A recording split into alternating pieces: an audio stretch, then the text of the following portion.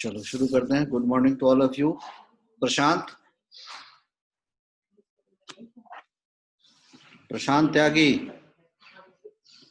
Good morning sir.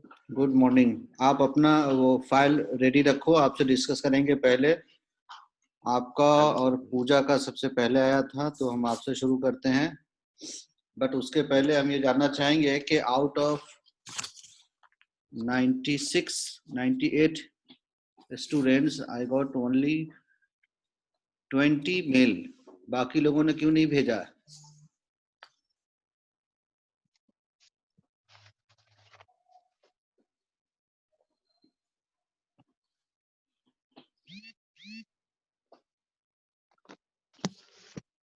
बीस बच्चों के अलावा बाकी ने क्यों नहीं भेजा है? आप लोग रेस्पॉन्स करोगे, यहाँ से नाम पुकारेंगे। अगर उसमें से किसी का रेस्पॉन्स नहीं आएगा, I will make them out.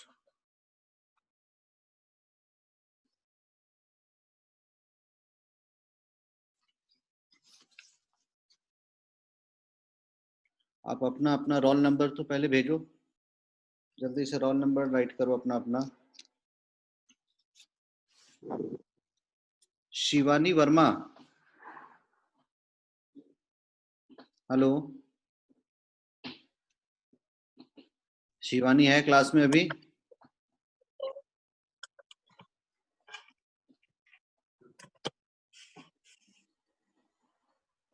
Yes sir. बेटा आप ये बताओ, आपने अकेले ही 4 मेल भेजा है या 4 शिवानी है आपके क्लास में? नहीं सर, वो सेंड नहीं हो रहा था, बार बार शो ही नहीं हो रहा था सेंड का, तो फिर अच्छा, वो तो एक 4 बार बार चला अपना गया रोल शायद। नंबर लिख दिया करो, ताकि फिर हमको लगे कि हाँ एक ही है। आपका 4 मेल आया हुआ था, ठीक है। तो वो सेंड नहीं हो रहा था। हाँ, प्रिया तोमर का भी 2 मेल है, मान का 2। चलो आप अपना केस रेडी रखना, अभी हम प्रशांत का यूज डिस्कस करेंगे, उसके बाद यूज करेंगे, ठीक है?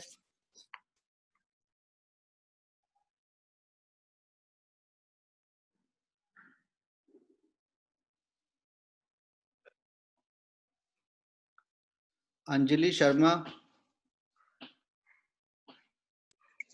Yes sir, good morning sir. Good morning. आपने क्यों नहीं तैयार किया?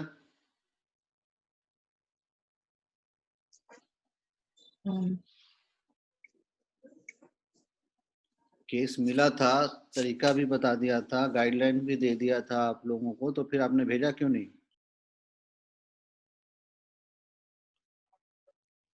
सर अभी कर लूंगी। कर लूंगी तो अब तक क्या कर रहे थे? और यहाँ ऑर्गेनन डिपार्टमेंट में पुराना केस जो भी आप लोग कॉपी करोगे वो नहीं एक्सेप्ट होगा। जो यहाँ से दिया जाएगा वही केस चेक होगा, और चेक होने के बाद ही आप फाइल बनाओगे। और याद रखना, लास्ट ईयर फाइनल ईयर में ऑर्गेनन में ही एक बच्चा फेल हुआ था, वो भी आपके इंटरनल ने नहीं कराया था, एक्सटर्नल ने किया था, and due to absence of case file. तो हम तो आपको सपोर्ट कर देंगे एग्जाम में, बट कुछ चीजें हैं जो हमारे हाथ के बाहर रहेंगी अगर आप अभी भी हमारा बात नहीं मानोगे तो। इस लॉकडाउन में आप लोग को फैसिलिटी मिलेगा कि नंबर ऑफ केसेस जितना है उससे बहुत कम आप लोगों को दिया जा रहा है, बट एटलीस्ट फाइल तो तैयार होना चाहिए। एक और लास्ट क्लास में आई थिंक किसी ने पूछा था कि कौन कौन सा फाइल बनाना है ऑर्गेनन में या बाकी सब्जेक्ट्स में, तो आप लोग को पता नहीं है। ऑर्गेनन में एग्जाम के पर्पस के लिए आप लोग को कौन कौन सा फाइल चाहिए पता है?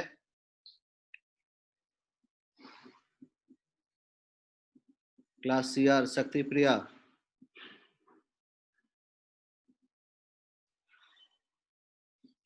शक्ति प्रिया हो क्लास में? दूसरा सीआर कौन है आपका?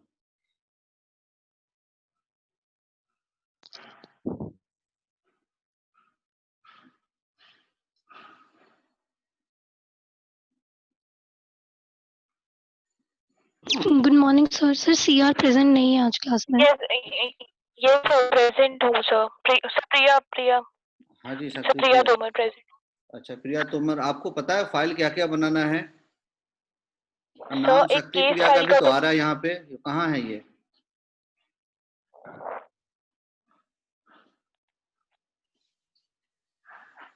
यहाँ आपके एडमिन में शक्ति प्रिया दिख तो रही है।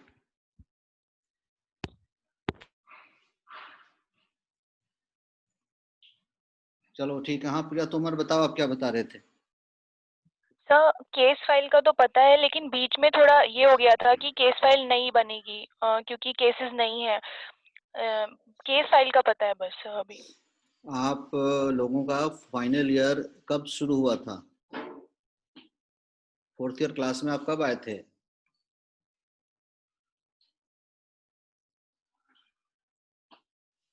हेलो,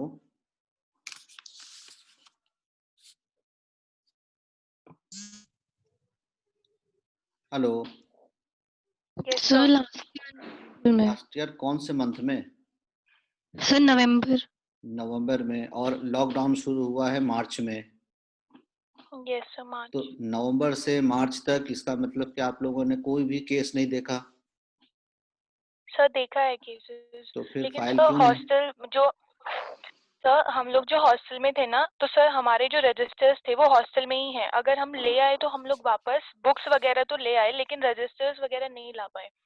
तो वो जो उसके केसेस हैं वो हॉस्टल में ही रखे हैं सर। उसके लिए आपको टाइम तो अभी मिलेगा ही। और एक्चुअली एज ए रूल तो जब हम यस सर। केस देखते हैं विद इन ए वीक उसको तैयार करके फाइल में साइन करा के लगाना होता है।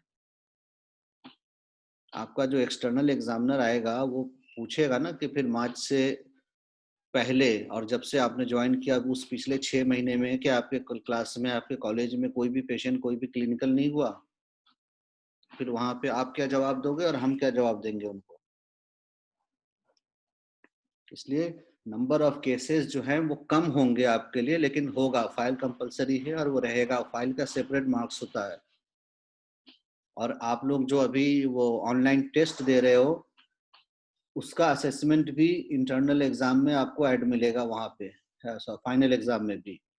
जो इंटरनल का मार्क्स होगा उसमें उस असेसमेंट के बेसिस पे आपका सबसे पहले कुछ परसेंटेज जो मार्क्स है वो ऐड होगा। जो आप अभी ऑनलाइन टेस्ट दे रहे हो सभी सब्जेक्ट में वो ऐड होगा। केस फाइल के अलावा और कौन सा फाइल बनाना है ऑर्गेनन में? सर अगर हमने केसेस ऑर्गेनॉन के अभी नहीं लिए हैं बिकॉज हमारी ऑर्गेनॉन की क्लिनिकल नहीं हुई थी, हमारी पीओएम की क्लिनिकल हुई, बाकी सब्जेक्ट्स की हुई, तो क्या हम उनके केसेस ऑर्गेनॉन की फाइल में लिख सकते हैं? नहीं, दूसरा कॉपी पेस्ट क्यों करेंगे? नहीं अभी सर, कॉपी पेस्ट नहीं, ऑफ कोर्स उसको चेंज करना पड़ेगा, बट सर फिर केसेस कैसे लाएंगे? नहीं, आपके बैच का एक भी ऑर्गेनन का क्लिनिकल क्लास नहीं हुआ? सर हम लोग का भी नहीं हुआ है। एमएम चला था और पीओएम चला था, बाकी ऑर्गेनन का नहीं हो पाया। तो आप एक काम करो, जिन बैच का सेपरेटली ऑर्गेनन का एक भी क्लास क्लिनिकल नहीं हुआ है वो आप अपना ग्रुप एक रोल नंबर वाइज आप हमको लिख के दे दो। हम आपको ऑनलाइन केसेस जो कॉलेज के या जो भी है उनको हम आपको, जैसे अभी हमने केस दिया है उस हिसाब से आपको देंगे। और जब कॉलेज खुलेगा तो आपको प्रायोरिटी बेसिस पे पहले हम ऑर्गेनन का केस दिखाएंगे। देखो, फाइल बनाना एक काम है और एक जेन्यून लेवल पे एटलीस्ट आपको ऑर्गेनन के पॉइंट ऑफ व्यू से केसेस का एक्सपोजर होना अलग बात है। तो हम चाहे 5 ही केस बनाएं, 10 ही केस बनाएं, बट उसमें आपका एक अपना क्लिनिकल एक्सपीरियंस होना चाहिए।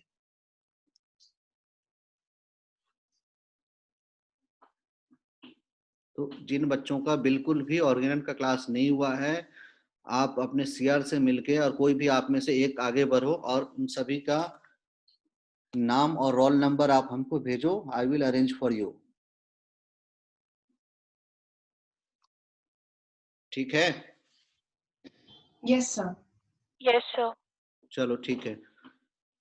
तो अभी एक एक करके हम स्टेप्स डिस्कस करेंगे। अभी हमने पहला उसका प्रशांत का केस देखा है, वहां से आप प्रशांत आ जाओ लाइन पे। बाकी लोगों ने जो मैच कर रहा है जो अभी डिस्कस करेंगे उसको करेक्ट कर लेना आपस में। और जिसका क्वेरी है वो बीच में पूछ सकता है। प्रशांत, हाँ जी सर। आपने अपना केस खोल लिया? हाँ जी सर।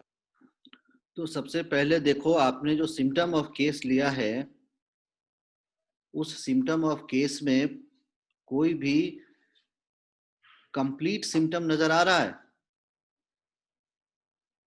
अच्छे से अ, देखो। सर कंप्लीट सिम्टम तो नहीं है।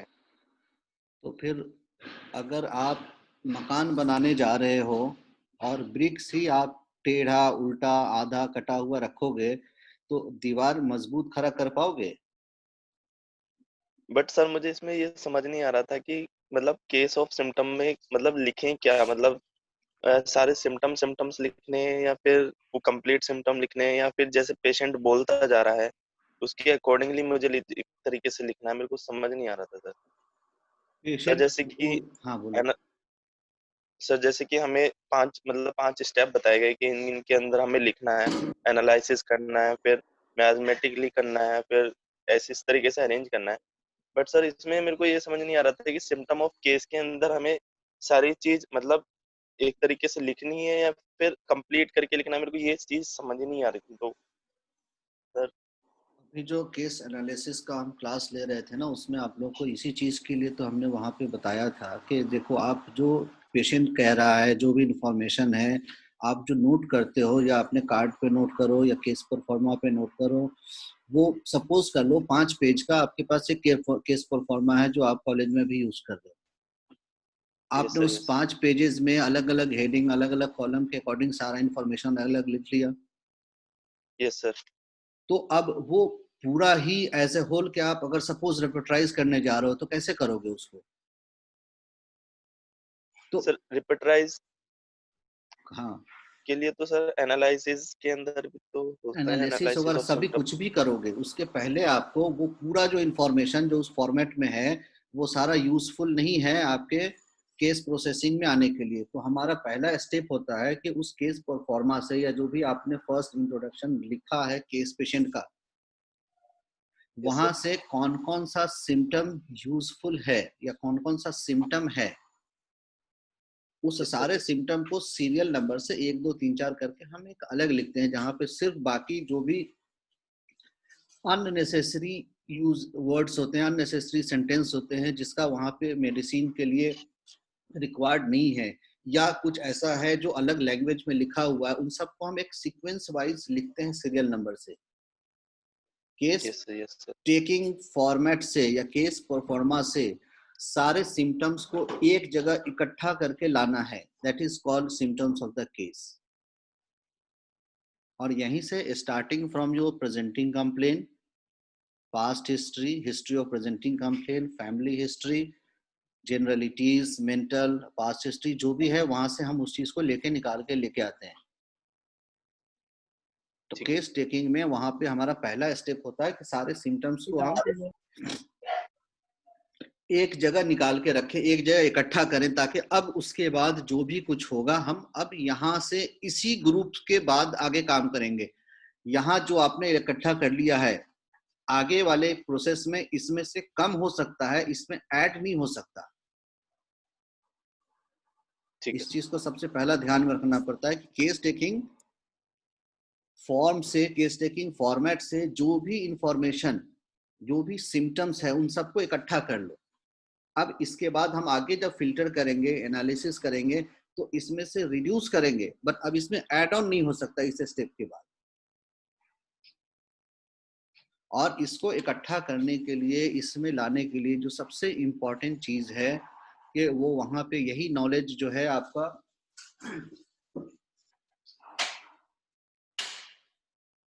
डिफिसिट होता है, या फिर बाद में हम उसको मिस करते हैं जब हम केस प्रोसेसिंग में फर्दर आप रिपोर्टराइज करने जाओ या टोटलिटी ऑफ सिम्टम बनाने जाओ, कि हम सिम्टम्स को जो हमने पढ़ा है complete symptom, importance of complete symptom, तो वो क्यों है, क्यों इंपॉर्टेंट है, और यहीं पे अगर हम उसको नहीं आइडेंटिफाई कर पाएंगे तो आगे पार्ट में फिर वो गलत होता चला जाएगा।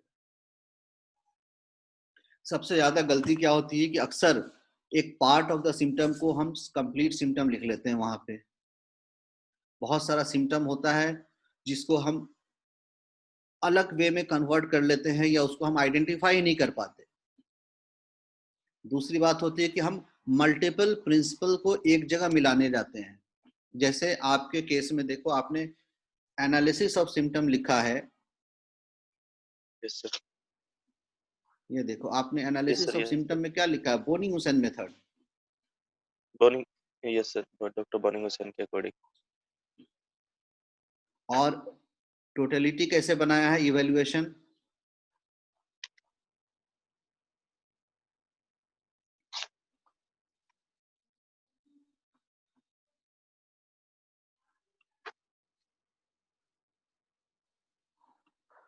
सर डॉक्टर कैंट के अकॉर्डिंग। तो अब ये बताओ, ये कैसे यूज होगा वहां पे?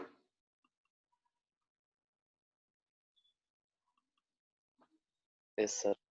आप प्रोसेस आधा एक तरीके से ले जा रहे हो। और ये देखो, ये जो एनालिसिस आपने किया है, ये लोकेशन, सेंसेशन, मोडेलिटी, कॉन्कोमिटेंट, ये बोनिंग-हुसैन मेथड है। और इवैल्यूएशन आपने यहाँ केंट के हिसाब से कर दिया है। तो अगर केस टेकिंग फॉर्मेट में या केस में, हम एकेडमिक की बात करते हैं, क्लिनिक में कैसे प्रिस्क्राइब करते हैं वो बात की बात है।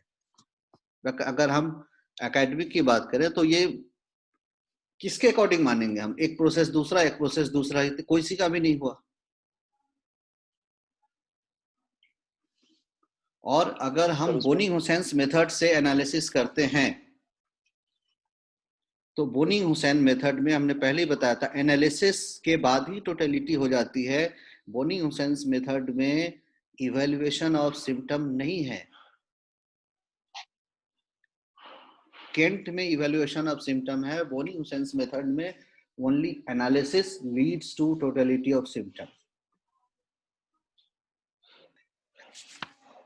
Good morning sir. Good morning, कौन बोल रहे हो? सर सौम्या बोल रही हूँ। जी बोलो। सर यहाँ पे ये डाउट है कि जो एनालिसिस ऑफ केस हम करते हैं तो उसमें हम लोग कॉजा ओकेजनैलिस, मियाज्मेटिक और कॉमन सिम्टम्स देखते हैं सर। तो सर यहाँ पे ये डाउट आ रहा है कि ये एनालिसिस ऑफ केस में बाय बोनिंग-हुसैन मेथड क्या हुआ फिर सर? क्योंकि यहाँ पे हम केस में कॉमन सिम्टम निकाल के फिर हम इवैल्यूएशन पे जाते हैं, और अगर डॉक्टर केंट के मेथड से कर रहे हैं तो मेंटल, फिजिकल और पार्टिकुलर देखते हैं, या फिर बोनिंग-हुसैन। तो सर एनालिसिस में जो हम कॉमन सिम्टम्स निकाल रहे हैं वो नहीं समझ में आ रहा सर, कंफ्यूज हो रहे हैं यहाँ पे। कंफ्यूज होने की जरूरत नहीं है बेटा। सबसे पहले तो इस बात को क्लियर करो कि analysis of case is different thing, analysis of symptom is different thing. आपको हमने जो ऑनलाइन अभी जो क्लासेस ले रहे थे पिछले बार में, उसमें आपको बताया भी था, एनालिसिस ऑफ केस जिसको हम कहते हैं, that is your aphorism number 7, that is your aphorism number 204। Analysis of case में ना ही बोनिंग-हुसैन का कोई रोल है, ना ही केंट का कोई रोल है। Analysis of case is much prior to that. यहाँ पे आपको सिर्फ वो निकालना है कि according to homeopathic philosophy symptoms are of natural disease और symptoms are due to some external cause. बस सिंपल इसको डिफरेंशिएट करना है। Those symptoms which are due to unavoidable circumstances, those symptoms which are due to some external factors, external causes, उसको अगर हम हटा देंगे तो हमारा काम हो जाएगा। उसके लिए दवाई सिलेक्शन करने की जरूरत ही नहीं है। तो सिर्फ वैसे सिम्टम्स को अलग करना है कि जिस सिम्टम के लिए मेडिसिन रिक्वायर्ड है वो अलग, और जिस सिम्टम के लिए मैनेजमेंट रिक्वायर्ड है, मेडिसिन नहीं रिक्वायरमेंट है, उसको अलग कर देना है। और तभी यहां से जिसके लिए मेडिसिन रिक्वायर है वैसे सिम्टम्स को लेके फिर हम आगे बढ़ेंगे। जिसके लिए मैनेजमेंट रिक्वायर्ड है उसके लिए हम यहीं पे एडवाइस और मैनेज करेंगे और वैसे सिम्टम्स को अलग करेंगे। That is called analysis of case. Okay sir. ठीक है, तो एनालिसिस ऑफ केस का मतलब सिंपल है। आप अगर एफरिज्म नंबर 7 आप एक बार फिर से याद करके देखो क्या कह रहा है। ऐसे केस जहां कॉजा ओकेजनलिस ऑलरेडी पहले से रिमूव कर दिया गया हो। Yes sir. और इसी के लिए इसके फुटनोट में देखो क्या कह रहा है, it is not advisable to the intelligent physician to remove it where it exists. मतलब ये एक डॉक्टर को एडवाइस देने से पहले भी वो कह रहा है कि अगर थोड़ा सा कॉमन सेंस है तो इस चीज को पहले आइडेंटिफाई करके रिमूव करना पड़ेगा कि ये चीज अगर आंख में सपोज करो एक तिनका आ गया है, आंख लाल हो रहा है, आंख में दर्द हो रहा है, तो redness of eyes and throbbing pain आप बेलाडोना प्रिस्क्राइब करोगे या first you will remove that particle और उसको वॉश करोगे? पहले पार्टिकल रिमूव करेंगे। तो यहाँ पे बेलाडोना हो सकता है उसकी जरूरत ही ना पड़े उसके बाद, और उसके बाद क्या रह जाता है फिर उसकी जरूरत पड़ेगी। तो पार्टिकल अगर हम नहीं रिमूव करेंगे, उसी तरीके से किसी को लूज स्टूल की टेंडेंसी हो रहा है और हर रोज सुबह सुबह वो जाके बाजार में गरम गरम वो कानपुर वाला पूरी कचौरी खा रहा है, तो उसको पहले आप उस ऑयली फ्राइड चीज से प्रोहिबिशन करने के लिए बोलोगे या पल्साटिला खिलाते रहोगे उसको? प्रोहिबिशन के लिए बोलेंगे। तो देखो एफरोजम नंबर 7 के फुट नोट में कितना सारा एग्जाम्पल्स दिया हुआ है कि अगर केस में कोई भी इस तरह का मिलता है इंफॉर्मेशन जिसमें से कोई बाहरी इन्फ्लुएंस है जो के सिम्टम प्रोड्यूस कर रहा है, then they are subject to correction, not subject to medication. तो आपके पास कोई भी पेशेंट आ रहा हो, आइदर एक्यूट, क्रोनिक, एनी, तो उसमें हमको आइडेंटिफाई करना पड़ेगा सारे इंफॉर्मेशन को लेने के बाद कि ऐसी कौन कौन सी चीजें हैं जो कि पेशेंट के सिम्टम्स को इन्फ्लुएंस कर रहा है, जो कि पेशेंट में सिम्टम प्रोड्यूस कर रहा है। उसमें जो भी चीज बाहर से मिल रहा है that should be separated, that is called case analysis, because they are subject to management, not subject to medication. बात समझ में आई मेरी? हाँ सर। ठीक है। सर एक और डाउट है सर, जैसे यहाँ पे जब हम लोग एक्सटर्नल फैक्टर्स को रिमूव कर रहे थे, तो जैसे सर एक सिम्टम है कि यहाँ पे पेशेंट सेंसिटिव है स्टिमुलस को लेके, लाइट और नॉइज और सन हीट को लेके, तो सर यहाँ पे ये मतलब आ रहा था कि यहाँ पे एक्सटर्नल फैक्टर्स भी प्रेजेंट हैं और ये भी तो अनकॉमन है सर पेशेंट के लिए कि वो स्टिमुलस से इफेक्ट हो रहा है, क्योंकि ये सारे लोग तो इससे नहीं इफेक्ट होते हैं। तो सर डायथिसिस को फिर मतलब इस तरीके से नहीं, देखो हम यहाँ पे हमने जो केस दिया है इसमें एक तो आप सभी ने जो अब जितना भी हमने देखा है केस, जितने लोगों का, पूरे 20 का भी नहीं देख पाए है, 20 में से हमने 8-10 लोगों का देखा है आपके। एक चीज आपने देखो मिस किया है, हमने यहाँ पे ये जो हमने केस फॉर्मेट आपको दिया है, हमारा ये क्लिनिक का रिकॉर्ड था, हमने वहां से जस्ट एक कॉपी करके आपको दे दिया, बट स्टिल इस केस में जो हमने देखो कहीं कहीं पे, जैसे देखो फर्स्ट सबसे देखोगे pain begins from right eye, हमने राइट आई को देखो बोल्ड में लिखा है यहाँ पे। Yes sir. तो आपने किसी के भी केस में इस चीज पे यहाँ पे उसका एक इम्पोर्टेंस नहीं दिख रहा हमको बाकी आगे में। तो इसी तरीके से देखोगे चेंज ऑफ वेदर देखो बोल्ड में लिखा हुआ है, सन हिट बोल्ड में लिखा हुआ है, लेकिन एंगर स्ट्रेस बोल्ड में नहीं लिखा हुआ है, लैक ऑफ स्लीप बोल्ड में नहीं लिखा हुआ है। हाँ सर, क्योंकि सर यहाँ पे जो माइग्रेन से अगर हम रिलेट करेंगे तो लैक ऑफ स्लीप, स्ट्रेस, ये इसके लिए कॉमन हो जाएगा ना सर? हाँ देखो कॉमन हो भी जा सकता है और किसी में कॉमन नहीं भी हो सकता है, लेकिन it depends on patient to patient.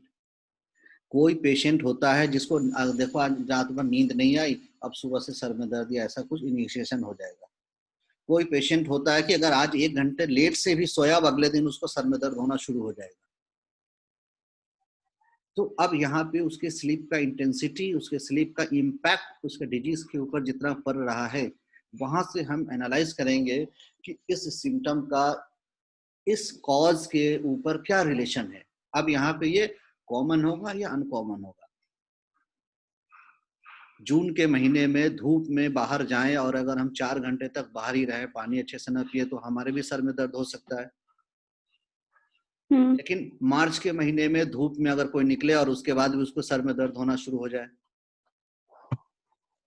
अब हम यहाँ पे सनहीट लिख रहे हैं तो मार्च या जून तो नहीं लिख रहे हैं, यस बट सर। इसको हम आइडेंटिफाई कर देंगे उसके इंटेंसिटी से कि ये अब सिम्टम फर्स्ट ग्रेड का है, सेकेंड ग्रेड का है या थर्ड ग्रेड का है। तो सर तो फिर जब एनालिसिस करते हैं तो चेंज ऑफ वेदर जब ले आ रहे हैं सर, तो यहाँ पे हम इसको पॉजिटिव फैक्टर में अगर कर देंगे तो फिर उसको टोटलिटी में कैसे ऐड कर पाएंगे?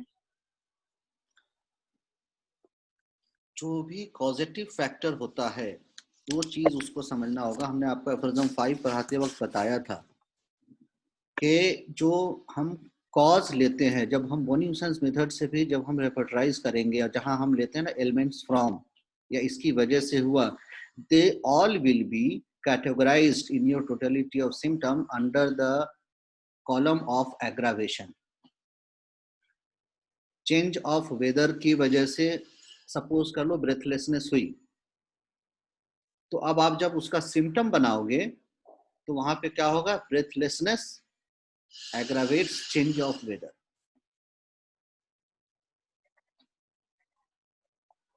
आप बोनी-न्यूसेंस थेरेप्यूटिक पॉकेट बुक अगर देखोगे, हेलो, आपके पास अभी बोनी-न्यूसेंस थेरेप्यूटिक पॉकेट बुक है? यस आप वहां जाओ, एग्रावेशन रूब्रिक, एग्रावेशन चैप्टर खोलो।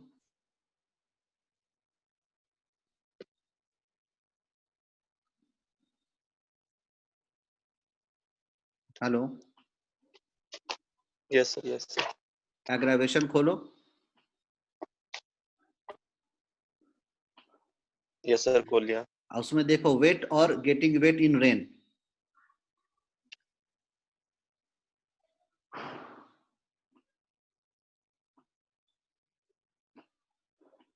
Yes sir.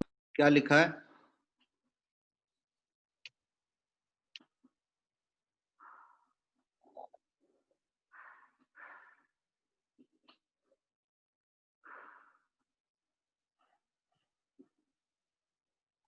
एग्रावेशन में देखो वेट और गेटिंग वेट इन रेन लिखा होगा।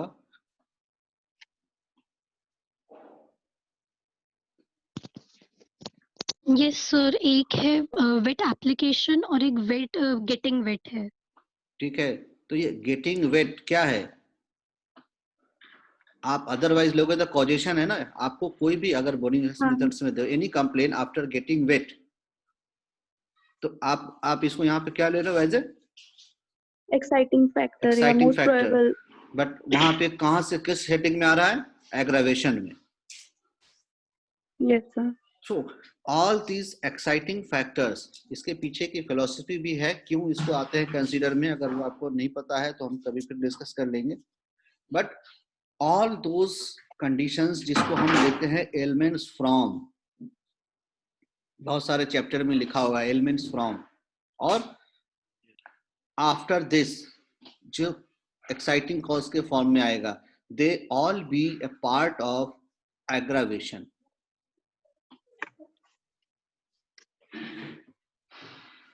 तो जब आप सिम्टम कंप्लीट करोगे तो लोकेशन, सेंसेशन, मोडालिटी, इसमें आपको ये आएगा मोडालिटीज में एग्रावेशन के फॉर्म में, जहां एग्रावेशन भी आएगा और वहां कॉजेशन, एक्साइटिंग कॉज भी आएगा।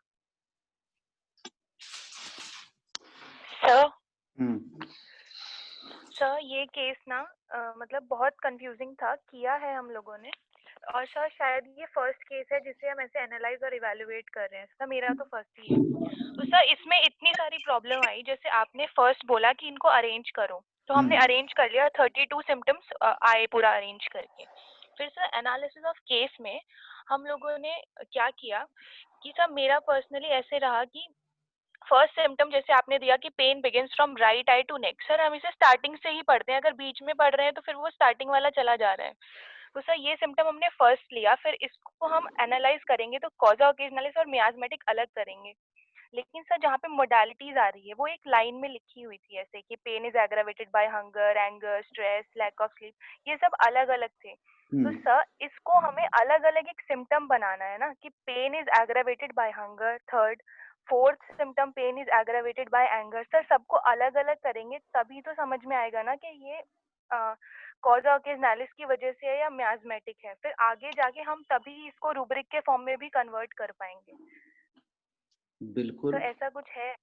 बिल्कुल। सपोज कर लो, देखो आप अगर एक पेशेंट में केस टेकिंग करते हो और आपने लिखा Dzire for sweet, desire for fruits, warm things, milk, T, तो आपने यहाँ एक डिजायर में कितना सिम्स लिखा? Sweet, milk, warm food, T. लेकिन क्या रिपर्टरी में जब आप सर्च करने जाओगे तो आपको मिल जाएगा इसे एक लाइन में?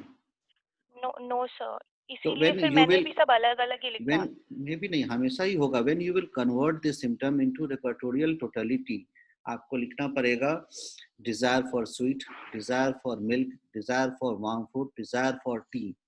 तो अब ये एक सिम्टम जो आपको एक सेंटेंस में लग रहा था, अब यहाँ 5 सेंटेंस हो गया, 5 सिम्टम हो गया।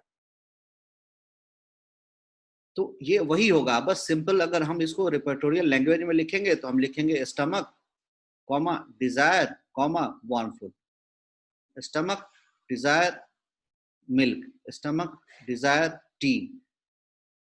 तो इनिशियली यहाँ पे जब हम एक सिम्टम्स के फॉर्म में लिख रहे हैं, एक सिम्टम्स को सपोज कर लो इसी में 4 मोडालिटी है, थ्रोबिंग पेन, लीनियर है एक कैरेक्टर हो जाएगा, थ्रोबिंग है ये एक अलग कैरेक्टर हो जाएगा। अब थ्रोबिंग पेन ही aggravation from hunger, change of weather, sun heat, ये एक जगह नहीं मिलेगा। अब आप रिपर्टरी में भी देखोगे, then according to the alphabetical sequence, अलग अलग फॉर्म में सब रूब्रिक के अंदर फिर आपको ये मिलेगा। आप चैप्टर हेड में जाओगे, रूब्रिक पेन जाओगे, अब उसके अंदर सब रूब्रिक के अंदर आपको डिफरेंट मोडालिटीज मिलेंगे। जब आप रेपर्टराइज करोगे, रेपर्टरी शीट भरोगे, तो आपको यही एक सिम्टम, कम से कम ये इसमें 10 सिम्टम आएगा। सपोज कर लो aggravation from hunger, change of weather, sun heat, chocolate, moving car, offensive, ये 8 हो गया। तो अब एक सिम्टम आप रेपर्टराइज करने जाओगे तो will have 8 symptom in the form of repertorial totality. और हो सकता है ये केस थोड़ा सा आप लोग के लिए टफ लग रहा हो, बिकॉज अभी हमने ओरिजिनल जेन्युइन केस निकाल के रख दिया था। अब आप लोग ऐसे जब ओपीडी में लेते हो अपने हिसाब से तो शॉर्ट करके लेते हो, कोई बात नहीं, जेन्युइन है, डिफिकल्ट है, तो उसके लिए हम बैठे हैं आपको साथ में सपोर्ट करने के लिए। बिकॉज ओरिजिनली जब आप फील्ड में उतरोगे तो हर केस जरूरी नहीं कि सिर्फ एक फैक्टर लेके आए और एक ही चीज लेके आए। रियलिटी में थिंग्स गेट्स मोर कॉम्प्लिकेटेड। तो हम सर जैसे हमने कंप्लीट, जहाँ पर हमने सिम्टम्स ऑफ केस में सिम्टम्स को अलग करके लिखा है, तो सर वहां पर अब जैसे ये पेन ही है कि पेन हेड में है, वो राइट आई से स्टार्ट होकर नेक तक जा रहा है, उसका करेक्टर दिया है थ्रॉबिंग और लीनियर, और फिर मोडालिटी है। तो सर अब ये सब, ये चारों पॉइंट्स हमारे लिए अलग अलग सिम्टम है ना? हाँ, अलग अलग सिम्टम या बन के हमें आएगा। इसे, तो मतलब सर हमें इसे ऐसे ही 5 पॉइंट्स या 4 पॉइंट्स में ही लिखना है ना कि मतलब जैसे सर अभी आप बोल रहे थे कंप्लीट सिम्टम नहीं बना, तो सर वो नहीं, यहाँ पे कंप्लीट, जो आप सिम्टम्स ऑफ द केस लिखोगे ना, यहाँ पे आप अलग अलग नहीं भी करोगे अभी, तो इसमें जरूरी नहीं है। यहाँ तो आपको एक साथ आपने हेड, पेन, ये कैरेक्टर, मोडालिटी सारा एक साथ, कॉजेशन सारा एक साथ, सेंसेशंस में उसका जो कैरेक्टर है वो आ जाएगा। अब जैसे आपने देखो यहाँ लिखा है ना, सेंसेशन में थ्रोबिंग और लीनियर, ये भी ये जो राइट टू लेफ्ट जा रहा है ना, हेड कहाँ है, तो इस पे देखो निकल के आ रहा है, right eyes goes to the neck, ये भी सेंसेशन का ही पार्ट आएगा। आपको हमने उस दिन भी बताया था कि सेंसेशन में सिर्फ फीलिंग्स नहीं आती, ऑल द कंप्लेंट्स आएगा।